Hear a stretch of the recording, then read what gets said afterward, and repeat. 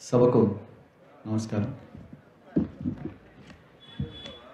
చార్వాక ఆశ్రమానికి, రామకృష్ణ మాస్టర్కి, మా కుల నిర్మూలన పోరాట సమితికి ఒక అవినాభావ సంబంధం.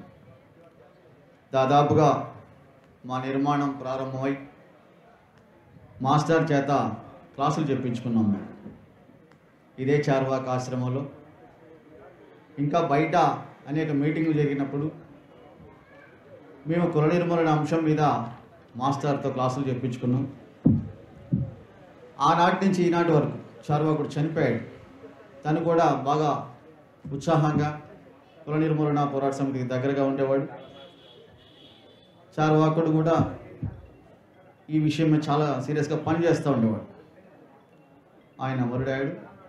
ఇవాళ సుధాకర్ అన్న దాదాపుగా రామకృష్ణ మాస్టర్ మరణించిన తర్వాత ఈ చార్వాక ఆశ్రమాన్ని పికీస్ మేళాలు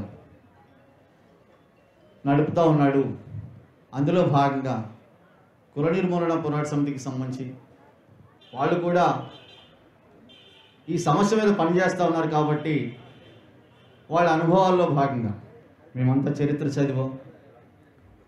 లేదా ఇందాక పొద్దు నుంచి మేధావులంతా పుస్తకాలు పుంకాలు తిరగేసి వాటిల్లో ఉన్న వాస్తవాలు, సత్యాలు, అసత్యాలు అంతా నెమరు వేసుకొని మనకి ఎలా బోధిస్తారో ఆ బోధించడానికి సంబంధించి వీళ్ళు ఫీల్డ్ వర్క్లో ఉన్నారు. కుల నిర్మూలన పోరాట సమితి కార్యకర్తలుగా ప్రజల్లో ఉన్నారు. వాళ్ళ అనుభవాలను కూడా ఈ సందర్భంగా ఈ ప్రజలతో పంచితే బాగుంటుందని సుధాకర్ అన్న మమ్మల్ని పిలవడం జరిగింది. సుధాకర్ అన్నకు, ఈ చార్వాక ఆశ్రమ నిర్వాహకులకు అందరికీ కూడా ఈ సభ అధ్యక్షుల వారికి కుల నిర్మూలన పోరాట సమితి పక్షాన ఉద్యమ వందనాలు తెలియజేస్తాను. కుల నిర్మూలన సాధ్యమేనా? మనందరం ఇక్కడ బయటకు పోతే హిందువులం, ఇక్కడ మాత్రం నాస్తికులం. నీ పేరు ఏంటి అంటే నీదే కులం అంటే ఖచ్చితంగా చెప్తాం. మనం ఇక్కడ నాస్తికులుగా ఉన్నాం. నిజంగా చెప్పండి, మీరందరూ హిందువులా కాదా?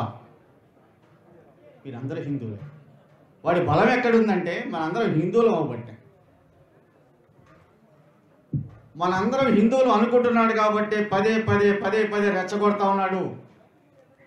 మీరు హిందువులు హిందువులు హిందువులు అని పదే గుర్తు చేస్తూ ఉన్నాడు. అందరూ మతం మీద మాట్లాడారు, సైన్స్ మీద మాట్లాడారు, ఇంకా అనేక విషయాలు, అభివృద్ధికరమైనటువంటి విషయాల మీద మాట్లాడారు. నిజంగా మనందరూ సమాజం మార్పు కోసం వస్తే ఏది మారాలి? ఈ సమాజం ఏ పునాదుల మీద నిర్మాణం అయింది? నిచ్చెనమెట్ల కుల వ్యవస్థ పునాదుల మీద ఏది నిర్మించబడింది? మతం. అది హిందూ మతం. ఆ హిందూ మతం చెప్పటం వల్లే మనందరం హిందువులు అనుకుంటున్నాం. కానీ బయటకు వెళ్ళిన తర్వాత నీ ఏ కులం అంటే నేను మాలోని, నేను మాదిగోడిని, నేను ఎరుకులోని, నేను రెడ్డిని, నేను రాజుని, నేను కమ్మడిని, నేను యానాదుడిని అని చెప్తున్నాను. కులాన్ని ఎక్కడికి పోలేదు. అందుకనే కళ్యాణరావు గారు అంటారు, పుట్టిన కులం నిషిద్ధం, చేస్తున్న పోరాటం నిషిద్ధం. అది నిన్న కావచ్చు, నేడు కావచ్చు, రేపు కావచ్చు, కాలం ఏదైనా కావచ్చు, చేస్తున్న పోరాటం కులం, ఏ కులం అయితే పుట్టామో ఆ కులం నిషిద్ధం. ఆ నిషిద్ధ మానవుడిగా ఆయన చెప్పిన మాట గుర్తు చేసుకుంటే ఈ సమాజంలో నిజంగా కుల నిర్మూలన ఎవరు కోరుకుంటారు? ఈ సమాజంలో బాధలు పడేటువంటి ఏ ప్రజలు కోరుకుంటారు కుల నిర్మూలన? చాలామంది ఉన్నాం. నా కులం నాకు ఉండాలని కోరుకుంటున్నాం. నా కులం గౌరవాన్ని కావాలని కోరుకుంటున్నాం. కమ్యూనిస్టుల్లో చూసాను నేను చాలామంది కమ్యూనిస్టులుగా చలామణేటువంటి వాళ్ళు కూడా మాదిగోళ్ళని ఒకటి రెచ్చగొడుతూ ఉంటాడు, మాలోళ్ళని ఒకటి రెచ్చగొడుతూ ఉంటాడు, వాళ్ళల్లో ఉన్న కమ్మోళ్ళని ఒకటి రెచ్చగొడుతూ ఉంటాడు, కాపులను ఒకటి రెచ్చగొడుతూ ఉంటాడు. మన కులం ఇక్కడ, మన ఆధిపత్యం నడవాలి. ఎవరు మీరంతా? సమాజం మార్పుకు సోదరి శక్తులేనా? ఈ సమాజం మార్చడానికి సంబంధించిన ప్రయత్నం చేసేవాళ్ళేనా? నిజంగా అటువంటి ప్రయత్నం చేస్తే ఏడు నాస్తికులుగా చెప్పుకొని బయటకు వెళ్ళాక హిందువులని ఎలా చెప్పుకుంటున్నావు? నేను కమ్యూనిస్ట్ అని చెప్పుకొని చెప్పేసి బయట నేను ఇంకొకటి అని ఎలా చెప్పుకుంటున్నావు? ఆ చెప్పుకునే దగ్గర నీ ఏమి కావాలని కోరుకుంటున్నావు? ఈ సమాజంలో కులం ఉన్నది కాబట్టి నిర్మూలన కావాలని మనం అడుగుతున్నాం. కానీ చిన్నజీయర్ స్వామి మాట చెప్తున్నాడు, ఈ మధ్యకాలంలో నేను చూస్తున్నాను, కుల నిర్మూలన సంబంధించి చాలామంది మాట్లాడుతూ ఉన్నారు. ప్రోగ్రెసివ్ థాట్ అని చెప్పుకునేటువంటి వాళ్ళు, మేము కులరహిత సమాజాన్ని నిర్మిస్తాం, కులాన్ని నిర్మూలిస్తాం. తప్పు. కులం ఉండాల్సిందే. ఏ కులం పైన ఆ కులం చేయాల్సిందే. ఏ కులం పైన ఆ కులం చేయడమే సరైంది. అది ఎవరు చెప్పింది? ఈ దేశంలో హిందూ మతం చెప్పింది, ఈ దేశంలో బ్రాహ్మణ మతం చెప్పింది. ప్రపంచ దేశాల్లో కులం ఎక్కడైనా ఉందా? ప్రపంచ దేశాల్లో ఎక్కడో కులం లేదు. కేవలం భారతదేశంలో మాత్రమే కులం. భారతదేశంలో మాత్రమే కులం ఉంది. ఆ కులం నిచ్చెన మెట్ల కుల వ్యవస్థ మీద కుల వ్యవస్థగా ఉంది. దాని పునాదుల మీద నిర్మితమైంది హిందూ మతం. అందుకే అటువంటి మతంలో సమానత్వాన్ని చూడటం ఎలా సాధ్యమవుతుంది? అసమానతలకు నిలవైనటువంటి సమాజాన్ని నిర్మించినటువంటి హిందూ మతం, ఆ మతంలో మన సమానత్వాన్ని ఇప్పుడు దాకా మాస్టర్ వాళ్ళు మాట్లాడారు, వాళ్ళు చదువుకున్నటువంటిది మాట్లాడారు. చట్టాలు ఉన్నాయి, రాజ్యాంగం ఉంది, దాన్ని అమలు చేయాల్సినటువంటి చారిత్రక బాధ్యత ఉంది. దాన్ని వైదొలడానికి అక్షరం తీయడానికి లేదు, అక్షరం కలపడానికి లేదు అన్నట్టు బైబిల్ లాగా ఇవన్నీ చెప్పారు. కానీ ఏలేవాడు రాజ్యాంగేతర శక్తి అయితే, ఆ రాజ్యాంగాన్ని ఉల్లంఘించేవాడైతే, ఆ మెజారిటీ సమాజం దాన్ని ఆమోదిస్తూ ఉంటే సాధ్యమేనా? కుల నిర్మూలన సాధ్యమేనా?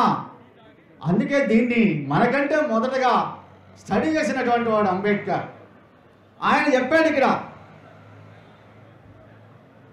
ఇంకా మనం ఒక మాట అనుకుంటే, ఈ దేశంలో ఆకలికి పరిష్కారం ఏంటి? చాలామంది అనుకుంటాం కదా, ఆకలి సమస్యకి పరిష్కారం ఏంటంటే భూమి ఉండాలి, ఇతర ఆర్థిక సామాజిక విషయాలు అన్ని ముడిపడి ఉండాలనుకుంటున్నాం. మరి కుల సమస్యకో, అంటరానితనానికో, ఆ అంటరానితనానికి మూలాలు ఎక్కడున్నాయో అంబేద్కర్ చెప్పాడు. అంటరానితనం మూలాలు కుల వ్యవస్థలో ఉన్నాయి. ఆ కుల వ్యవస్థ మూలాలు వర్ణాశ్రమ ధర్మాన్ని ఆశ్రయించిన మతాల్లో ఉన్నాయి. ఆ వర్ణాశ్రమ మూలాలు బ్రాహ్మణీయ మతంలో ఉన్నాయి. ఆ బ్రాహ్మణీయ మత మూలాలు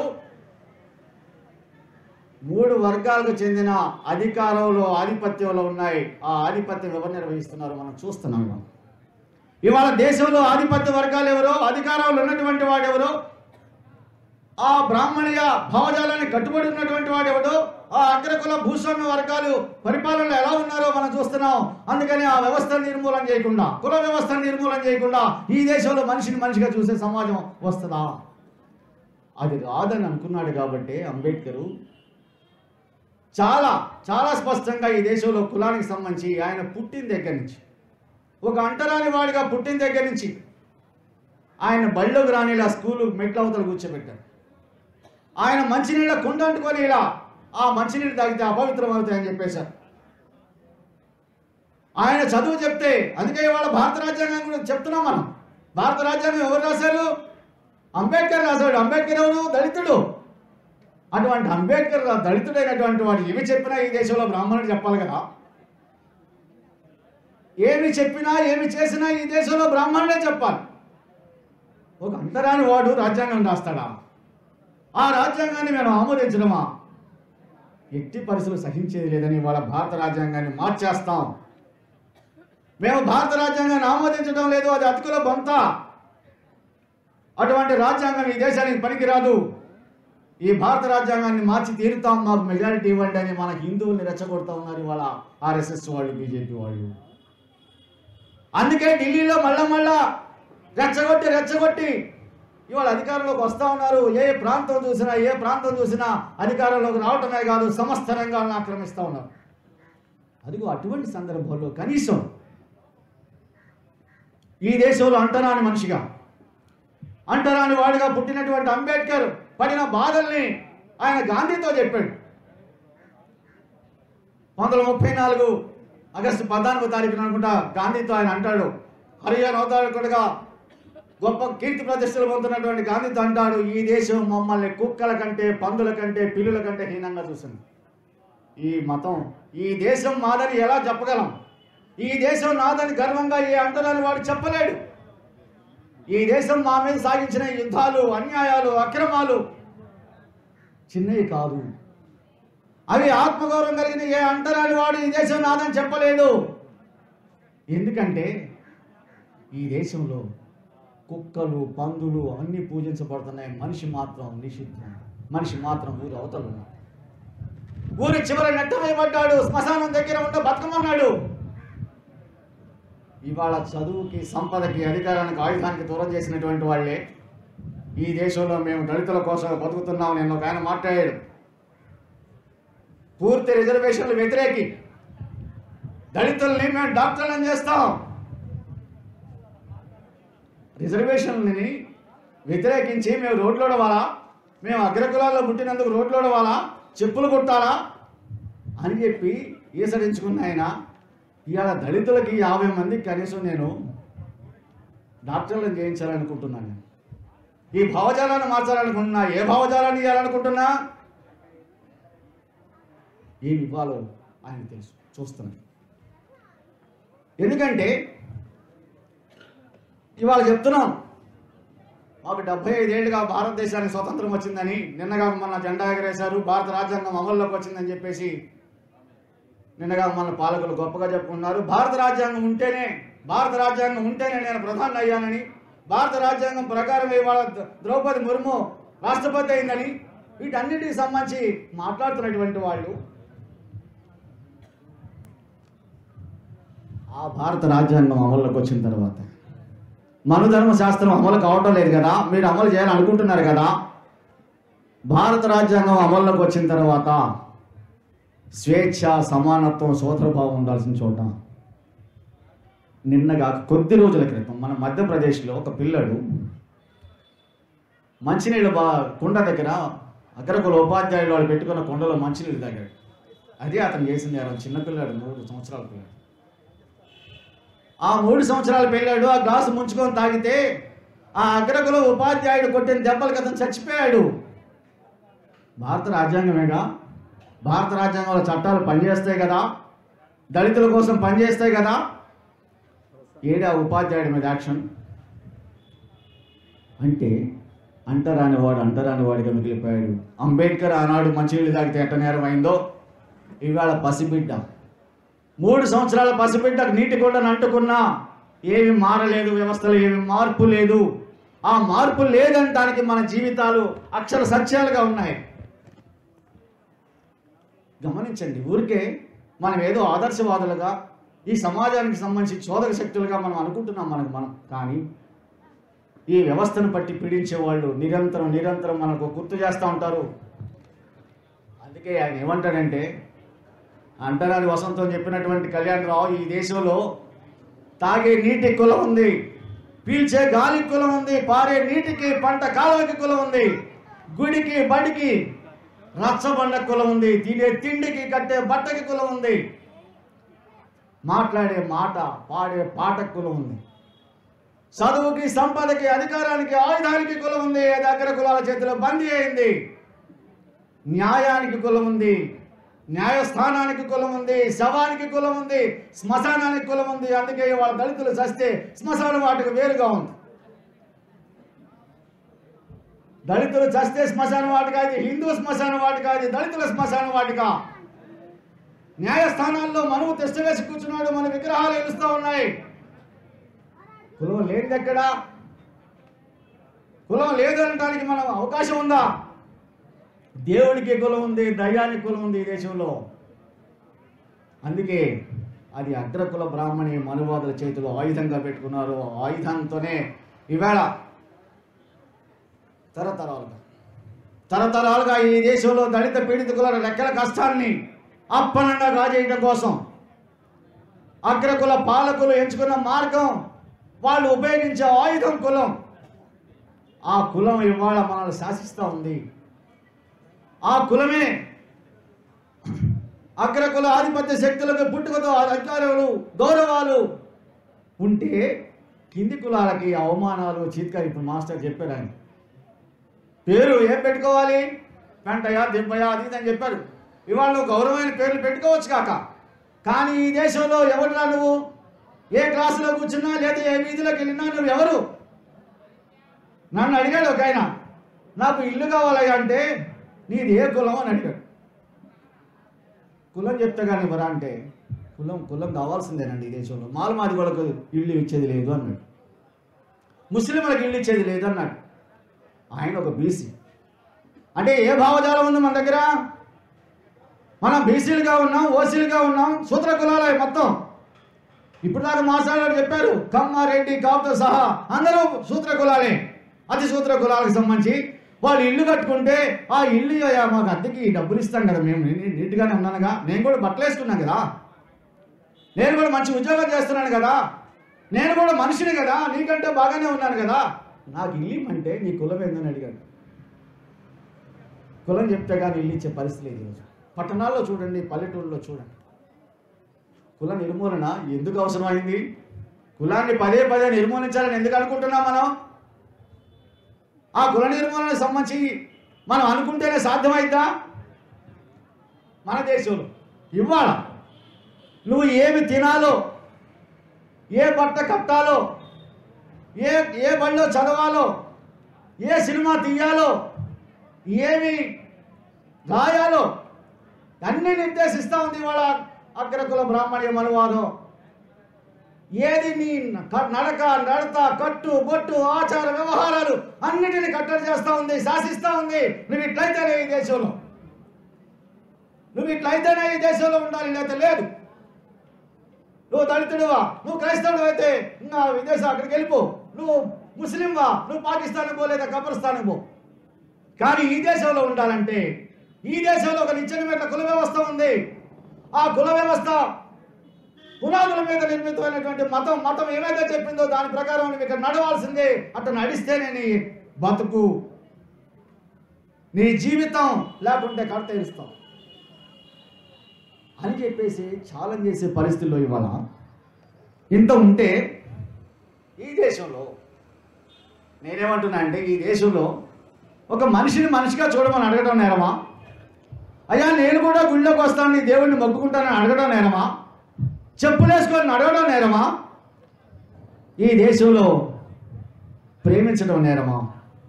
ప్రేమిస్తే పరువు హత్యలు చూస్తున్నారు కదా. కింది కులం అబ్బాయి పై కులం అమ్మాయిని ప్రేమిస్తే పరువు హత్యలు చేస్తూ ఉన్నారు.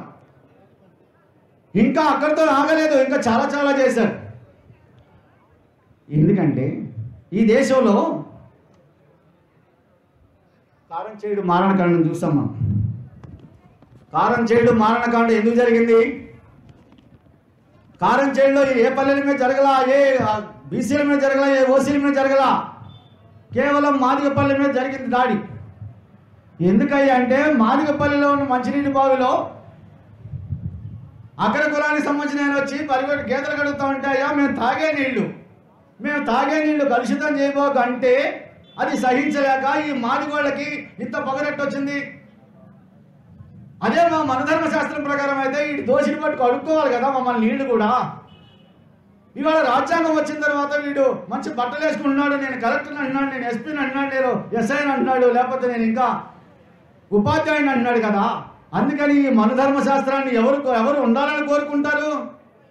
మనధర్మ శాస్త్రాన్ని వాళ్ళు ఉండాలని కోరుకుంటున్నారు, ఆ రాజ్యాంగాన్ని మనం ఉండాలని కోరుకుంటున్నాం. ఎందుకంటే అది మనకి ఫ్రీడమ్ ఇచ్చి. అందుకనే ఈ దేశంలో మమ్మల్ని మనుషులుగా చూడండి. మమ్మల్ని మీరు గౌరవించకపోయినా పర్వాలేదు, కనీసం మనుషులు నీతో పాటు నేను వాడని వేరు చేశారు కదా. ఊరు వాడ అని ఎందుకు పట్టారు? ఇప్పుడు కూడా చూడండి, ఏ పల్లెకి వెళ్ళినా ఏ ఊర్లో అంతా ఊరు అంటారు, ఏ ఊరినైనా ఊరు అంటారు. మాదిగపల్లిని ఒక చోట గేడి అంటారు, ఒక చోట మాదిగపల్లి అంటారు, ఇంకో చోట మాలపల్లి అంటారు. లేదా ఊరు వాడ తేడా లేదా? ఎందుకని మన ఊర్లో మనుషులు అయ్యాం, వాళ్ళు వాడలో మనుషులు అయ్యారు? ఆ హిందూ సమాజం చెప్పింది కదా ఇది, ఆ హిందూ వ్యవస్థ చెప్పింది కదా ఇది, ఆ హిందూ మతం చెప్పింది కదా ఇది. అందుకని మా చెరువులో గేదెలు కడగొద్దాయంటే 6 మంది మాదిగలను చంపి వికటహట్టాసం చేసినప్పుడు ఆ నెత్తురులోంచి, ఆ దళితులు చిందించిన నెత్తురులోంచి దళిత ఉద్యమం వెలిసింది. ఆ నెత్తురులోంచి పుట్టిన దళితులు రచయితలుగా, కవులుగా, కళాకారులుగా, అనేక మంది విద్యావేత్తలుగా ఎదిగి తమ ఆత్మగౌరవ పోరాటాన్ని సాగించినప్పుడు, ఆ ఆత్మగౌరవ పోరాటాలకు అండగా నిలిచినటువంటి ఆనాటి పీపుల్స్ వార్ దళం చెంచురామాయణ కథం చేస్తే చెంచురామయ్యని ప్రతిఘటన పోరాటంలో దళితుల పక్షాన దళితుల కోసం నిలబడి చెంచురామయ్యని గతం చేసినప్పుడు ఆ దళిత వర్గమే తమ ఆత్మగౌరవం పోరాటాలని సంకేతంగా ఈ దేశంలో కమ్యూనిస్టు పార్టీలు రాజకీయ పార్టీల ఎజెండాలో కులాన్ని చేర్చాలని చెప్పేసి డిమాండ్ చేసినటువంటి ఆ నాయకత్వం చుండూరు వచ్చేసరికి మారిపోయింది. అందుకే చుండూరులో 4 గ్రామాలకు సంబంధించినటువంటి రెడ్లు కాపులు ప్రభుత్వ సహకారం తీసుకొని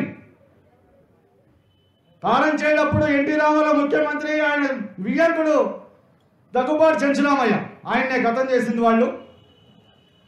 అయితే అక్కడ రాజ్యం ప్రత్యక్షంగా లేకపోయినా ఆయన అండదండలు ఉన్నాయి. కానీ చుండూరు నాటికి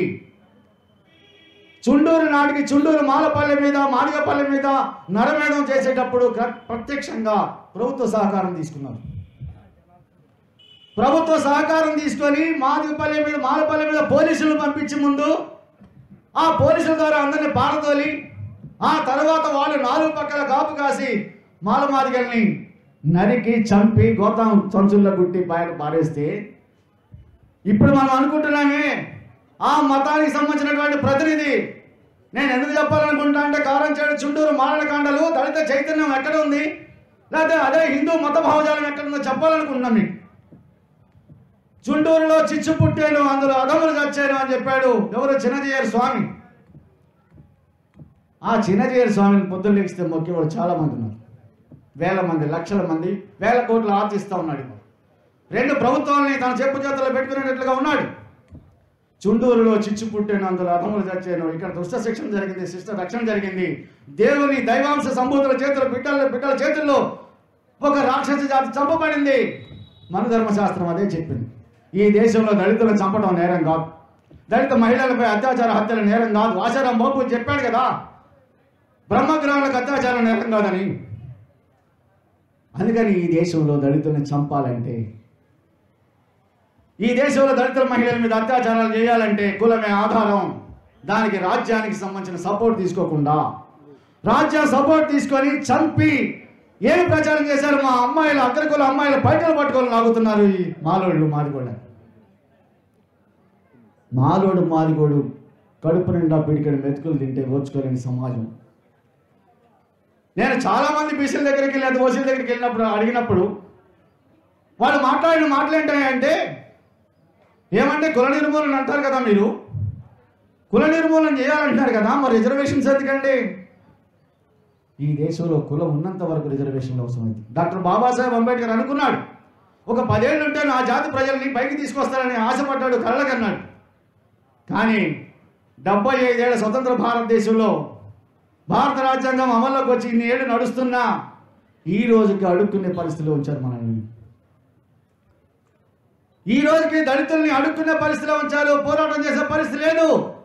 ఎందుకంటే చుండూరు నరమేధం తర్వాత దళిత ఉద్యమ చైతన్యం నీరుగారిపోయింది. ప్రతిఘటన పోరాటాలు ఎప్పుడైతే పాలక వర్గాలు తమ శక్తి మేరకు అణిచివేయటం, చంపివేయటం, ఆ ప్రజా ఉద్యమాలే లేకుండా చేయాలని ప్రయత్నం చేస్తున్న సందర్భాల్లో దళితుల్ని ఎవడైతే బ్రాహ్మణిజానికి 2 ఆలోచనలు ఉంటాయి. ఒకటి తన హక్కును చేర్చుకోవడం, రెండోది కలిసి రానటువంటి వాళ్ళని చంపేయటం. అందుకే ఈ దేశంలో దళితుల్లో ఉన్నటువంటి అవకాశవాదుల్ని తమ పంచం చేర్చుకొని ఆ దళితులకి రాయితీలు ఇస్తా, ఎమ్మెల్యేల పదవులు ఇస్తా, ఇంకా రకరకాల పద్ధతుల్లో వాళ్ళని మెప్పిస్తా చేస్తా ఉంటే ఇవాళ ఆ దళారీ వర్గం పాలక వర్గాల భావజాలాన్ని వ్యాప్తి చేస్తూ ఉంది. అంబేద్కర్ భావజాలం పేరుకు అంబేద్కర్ కనిపిస్తూ ఉన్నాడు, కానీ దాన్ని అడ్డం పెట్టుకొని ఇవాళ పాలక వర్గ భావజాలాన్ని ప్రజలకు తీసుకెళ్తా ఉంది. అందుకే దళితులను వంటలు చేసింది. ఇవాళ దళితులు అంటే ఎవరయ్యా అంటే, గతంలో దళితులు అంటే మనం అనుకునే వాళ్ళం ఒక పెద్ద నిర్వచనం ఉండేది. జననాట్య మండలి కళాకారులు చెప్పారు పాటలో, కులం అని ఒంటరివి కాకన్నా నువ్వు అన్ని కులాల్లో ఉన్నటువంటి ప్రజలను కలుపుకుంటే నీ బలం పెరిగింది. దోపిడీకి, దౌర్జన్యాలకి, అణిచివేతలకి, అత్యాచార హత్యలకి కారణం కుల వ్యవస్థ అయితే, అన్ని కులాల్లో ఉన్నటువంటి పేదలను నువ్వు కలుపుకోకుండా ఒంటరివైతే నిన్ను ఒంటరి చేయటం పాలక వర్గాల నైజం. నిన్ను ఒంటరి చేసిన తర్వాత ఆ ఉద్యమాలను నిర్వీర్యం చేస్తాయి, నిర్జీవం చేస్తాయి, చంపేస్తాయి. అటువంటి చోట ఆ పాలక వర్గాల భావజాలాన్ని వ్యాప్తి చేస్తున్నటువంటి ఒక నేపథ్యంలో ప్రజలు పోరాడి సాధించుకున్నటువంటి దళిత పీడిత కులాలు ఎవరైతే ఉన్నారో వాళ్ళు పోరాడి సాధించుకున్నటువంటి ఎస్సీ ఎస్టీ అత్యాచార నిరోధక చట్టం కానీ, ఆదివాసీలు పోరాడి సాధించుకున్నటువంటి చట్టం 170 యాక్ట్ కానీ మొత్తంగా ఆనాడు ప్రజా ఉద్యమం వెలువలో అద్భుతంగా అమలైనవి, ప్రజల హక్కులు దక్కాయి. కానీ ఇవాళ ఆ ప్రజల జీవితాలకే భద్రత లేదు. ఇవాళ అడవుల్లోకి వెళ్తే ఆదివాసుల్ని కాల్చి చంపేసి మీకు దిక్కున్న చోట చెప్పుకోండి, ఈ అడవులు మాయి, ఈ అడవుల్లో ఉన్నటువంటి లక్షల కోట్ల రూపాయల ఖనిజాలు మేము అమ్ముకోదలుచుకున్నాం, అందుకే ఒప్పందాలు కుదుర్చుకున్నాం, మీరు చావటమే, ఎలా బతకాలంటే వెళ్ళండి, లేదంటే చంపేస్తున్నారు. ఇవాళ దళితుల పరిస్థితి కూడా ఏంటి? వాళ్ళు పోరాడి సాధించుకున్నటువంటి ఒక చట్టం, ఎస్సీ ఎస్టీ అత్యాచార నిరోధక చట్టం ఈరోజు అమల్లో లేదు. వాళ్ళని చంపినా రేపులు చేసినా చట్టం స్టేషన్ బెయిల్ ఇస్తూ ఉంది. ఇటువంటి సందర్భాల్లో నేను అడుగుతున్నది ఏంటంటే, ఈ దేశంలో మిగతా వాళ్ళందరికీ ఎవరికి అవసరం లేకపోయినా, వాళ్ళందరూ హిందువులను భావించిన మనం దళిత అంటే నిర్వచనం ఏంటంటే అన్ని కులాల్లో ఉన్నటువంటి పేదలు దళితులే. కానీ ఇవాళ దళిత్ అనే పదం ఎవడయ్యా అంటే నేను మాలోడికే దక్కింది, మాదిగోడికి లేదు. మళ్ళా దళిత్ అంటే మాలే. అందుకే మాల మాదిగల మధ్య రిజర్వేషన్ వైరుధ్యం పెట్టారు. అగ్ర కులాలకు అదే సందర్భంలో 5% ఉన్నటువంటి వాళ్ళకి 10% రిజర్వేషన్ ఇచ్చి ఇవాళ మాల మాదిగల మధ్య వైరుధ్యం పెట్టి ఒక వర్గాన్ని ఆర్ఎస్ఎస్ పంచం చేర్చుకుంటా ఉంటే ఒక వర్గం మరో రూపంలో వైరుధ్యాలు పెంచుకొని ప్రజల మధ్య విద్వేషాలు పెంచే పరిస్థితి. ఈ విద్వేషాలు ఇదైనా అంబేద్కర్ భావజాలం. అంబేద్కర్ ఇచ్చినటువంటి స్ఫూర్తి ఆయన పుట్టిన దగ్గర నుంచి చచ్చేదాకా ఈ దేశంలో కుల వ్యవస్థ చాలా ప్రమాదకరమైంది. ఈ దేశంలో ఎట్టి పరిస్థితుల్లో కుల నిర్మూలన జరగాల్సిందే. అందుకు అన్ని కులాల్లో పేదలను కలుపుకోవాల్సిందే. ఈ దేశంలో భూమిని జాతీయం చేయాలి. ఈ దేశంలో భూమి దళితులకు లేదు. వాళ్ళందరూ బాధలు పడుతున్నారు. ఆ వేదనలు భరించలేకపోతున్నాను నేను. ఆ వేదనలకి కారణాలు, ఆ అవమానాలకి, అత్యాచారాలకి మూలం భూమి లేకపోవడం. ఆ భూమి సమస్య పరిష్కారం కావాలని చెప్పేసి డాక్టర్ బాబాసాహెబ్ అంబేద్కర్ చెప్పారు. ఇవాళ భూమి దగ్గర లేదు దళిత ఉద్యమం. ఇవాళ ఆత్మగౌరవం దగ్గర లేదు. ప్రతిఘటన పోరాటాల సంగతి పక్కన పెట్టు. ఆ చంపబడుతున్నటువంటి వాళ్ళు మావోయిస్టులని, అక్కడ అగ్రకులాల నాయకత్వం నడుస్తూ ఉందని, ఆ అగ్రకులాల నాయకత్వంలో నడిచేటువంటి ఆ సంస్థలు చేరమంటున్నారు. కానీ మీరు ఎక్కడున్నారు?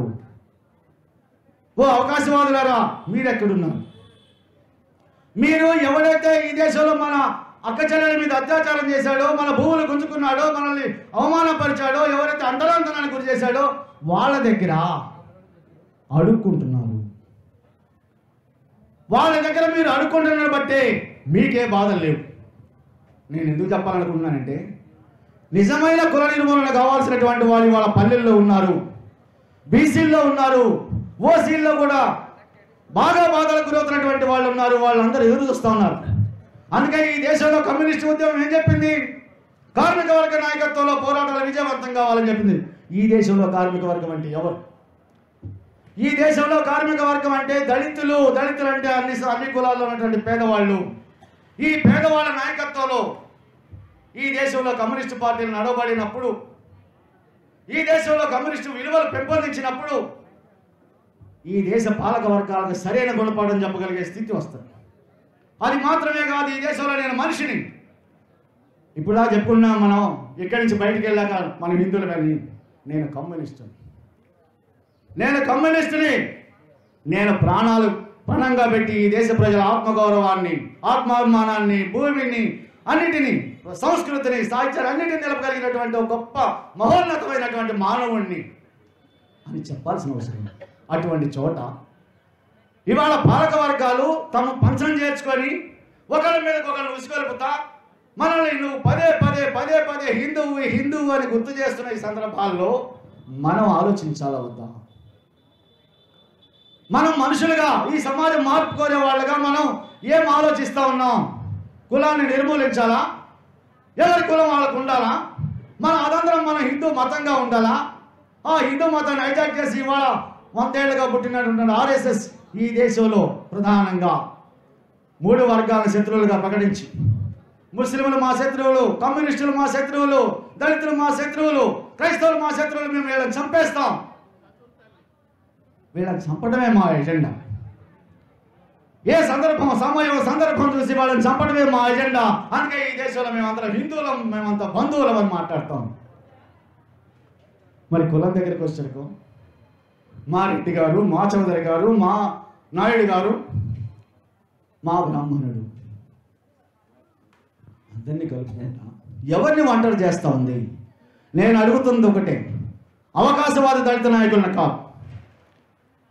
అవకాశాన్ని ఉపయోగించుకొని తమ ఆర్థికంగా ఎదిగి ఈ దేశంలో కులాన్ని ఒంటరి చేసి మిగతా ప్రజా ఉద్యమాలతో మిగతా శ్రేణులతో కలవకుండా చేసి ఆ ఉద్యమాలను ఒంటరి చేసే దానిలో కీలక పాత్ర వహించినటువంటి దళారి అవకాశవాదులు, దాన్ని ఉపయోగించుకునేటువంటి పాలక వర్గాలు ఒకవైపు నిలబడినప్పుడు ఈ విధంగా ఈ దేశంలో కుల నిర్మూలన కావాలని ప్రయత్నించే వాళ్ళు ఈ దేశంలో అహర్నిశలు పనిచేసేటువంటి వాళ్ళు. ఆయన నిజమైన కుల నిర్మూలన పోరాట దిశగా మనం సాగాలా లేదా? అదిగో అప్పుడు ఏర్పడింది కుల నిర్మూలన పోరాట సమితి. ఆ సందర్భాల్లో 1998 కుల నిర్మూలన పోరాట సమితి నిర్మాణం ఏర్పడిన తర్వాత కులం ఒకళ్ళకు బతుకు తెరువైన వేళ, ఒకళ్ళకి అధికారాన్ని గౌరవాన్ని కట్టబెట్టే వేళ, కుల నిర్మూలన జరగకుండా ఈ దేశంలో దళిత పీడిత కులాల ప్రజలు ఐక్యం కాలేరు, సాధ్యం కాదు. ఆ ప్రజలను ఐక్యం చేయడమే లక్ష్యంగా ఏర్పడినటువంటి కుల నిర్మూలన పోరాట సమితి అయిపోవచ్చు. కుల నిర్మూలన పోరాట సమితి ఎందుకంటే మేము ఫీల్డ్ వర్క్లో ఉన్న వాళ్ళం కాబట్టి 4 మాటలు మీకు చెప్పాలనుకున్నా. మీరందరూ ఫీల్డ్లో లేరని కాదు, మీరు పుస్తక పండితులు, లేకపోతే ఇంకా రకరకాల మేధావర్గంగా ఉన్నటువంటి వాళ్ళు, లేకపోతే సమాజంలో అనేక విషయాల్ని ప్రజలకు బాగా మాకంటే చక్కగా అర్థం చేయించగలిగినటువంటి మేధావులే కావచ్చు. కానీ మేము ఫీల్డ్లో కొద్దిగా పనిచేస్తున్నాం, ఆ ప్రజలతో మమేకమైన నాటుగా చెప్తున్నాం. ఎందుకంటే ఇవాళ కుల నిర్మూలన పోరాట సమితి పెట్టిన తర్వాత ఏ దళిత నాయకుడిని చంపలేదు పోలీస్, రాజ్యం చంపలేదు, ఏ అభ్యుదయవాదుని చంపడం లేదు. కుల నిర్మూలన పోరాట సమితి ప్రకాశం జిల్లా అధ్యక్షుడు మండం ప్రసాదం చంపింది 2005లో. ఎందుకు చంపింది? ఆయన పేద ప్రజల పల్లెల్లోకి వెళ్ళి, అయ్యా మీరు తాగొద్దు, మీరు తిరగొద్దు, మీరు వేరుగా చెడు అలవాటు చేసుకోవద్దు, కేవలం మనుషులుగా బతకండి, మనకి ఆత్మగౌరవానికి సంబంధించి మనకి దేశంలో రాజ్యాంగం ఉంది, దాన్ని చక్కగా చట్టాలునే దాన్ని అమలు చేయమని అడుగుదాం, సంఘటితమవుదాం. మనం ఒక్కడమే కాదు, మనం ఒక్క కులమే అడిగితే సాధ్యం కాదు. అన్ని కులాల్లో పేదలు మనకు సహకరించేవాళ్ళు ఉన్నారు. ఇవాళ అన్ని కులాల్లో ప్రజలు ఇక్కడికి వచ్చారు. అలాగే ఆ ప్రయత్నం చేస్తున్నాం అని చెప్పేసి అన్ని కులాల్లో ప్రజలను ఐక్యం చేసడానికి సంబంధించి ప్రయత్నం చేసినప్పుడు రాజ్యం కన్నుకుంటుంది. ఆయన పనిచేస్తున్నటువంటి బ్యాంకులను చంపేసి మావోయిస్టు రాక్షసులు అని చెప్పింది. చార్వాకుల దగ్గర నుంచి చూస్తున్నాను నేను. ధర్మరాజు యుద్ధంలో గెలిచిన తర్వాత ఆయన సన్మానం చేసుకునేటప్పుడు మా మిగతా మనవాళ్ళు చెప్తుంటారు, నువ్వు నీ బంధువుల్ని చంపుకొని, నీ స్నేహితులను చంపుకొని, నీ పరివారాన్ని మొత్తం చంపుకొని ఈ రాజ్యం కోసమే కదా నువ్వు కూడా నశించి తీరాలని చెప్పేసి మాట్లాడినటువంటి చార్వాకుల్ని లోకాయుతలను చంపారు, రాజ్యద్రోహం చేసి. ఇవాళ మా అమ్మ మన్నం ప్రసాదం చంపడమే కాదు, మా కుల నిర్మూలన పోరాట సమితి రాష్ట్ర అధ్యక్షుడు Duttu Prabhakar, national investigation agency NIA, కేంద్ర హోంమంత్రి, ప్రధానమంత్రి కనుసరణలో నడిచే సంస్థ పదే దాడులు చేసి ఇప్పుడు జైల్లో పెట్టి 2 సంవత్సరాలు అవుతున్నంత వరకు బయలుదేరి. నిజంగా కుల నిర్మూలన వాదులు ఎవరు? ఈ దేశంలో ప్రజల కోసం ప్రాణాలు ఇచ్చేవాళ్ళు ఎవరు? ఈ దేశంలో పీడిత ప్రజల పక్షాన్ని నిలబడేటువంటి వాళ్ళు ఎవరు?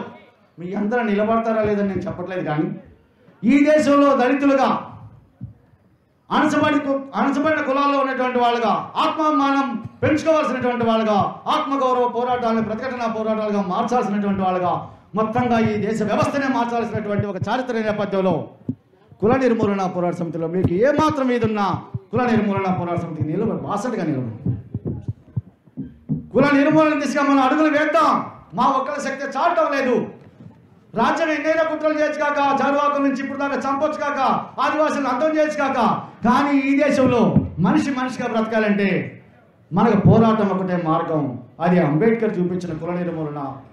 ఆ కుల నిర్మూలనలో అన్ని కులాల్లో ఉన్నటువంటి పేదలు, అది ముస్లింలు, దళితులు, ఆదివాసీలు, అభ్యుదయవాదులు అందరినీ కూడా కలుపుకొని కుల నిర్మూలన పోరాట సమితిని బలోపేతం చేద్దాం. దానిలో మీకు, మాకు మీరు తోడు నీడగా నిలబడతారని. ఎందుకంటే ఫాసిజం అని చెప్తున్నాను ఇప్పుడు దాకా. ఆ ఫాసిజం బీజేపీ దాన్ని నడిపిస్తున్నటువంటి ఆర్ఎస్ఎస్ దాన్ని నడిపిస్తున్నటువంటి కార్పొరేట్ శక్తుల దగ్గర ఉంది కాబట్టి వీటన్నిటిని ఎదుర్కోవడం ఇవాళ అందరం ఒంటరిగా ఎదుర్కోలేం. కాబట్టి మనం సంఘటితంగా పోరాడితే మనం అనుకుంటున్నటువంటి రాజ్యం సాధించలేకపోవచ్చాం. కానీ మనకున్న భూముల్ని, మన ఆత్మగౌరవాన్ని, మన అక్క చెల్లెల మాన ప్రాణాన్ని కాపాడుకుంటాం. కుల నిర్మూలన దిశగా మరో అడుగు వేద్దామని ఈ అవకాశం ఇచ్చి నాకు మీతో ఈ 4 మాటలు పంచుకోవడానికి అవకాశం కల్పించినటువంటి చార్వాక ఆశ్రమం వారికి, సభాధ్యక్షులకి హృదయపూర్వకంగా కుల నిర్మూలన పోరాట సమితి పక్షాన ఉద్యమ వందనం తెలియజేస్తూ నేను సెలవు తీసుకుంటాను.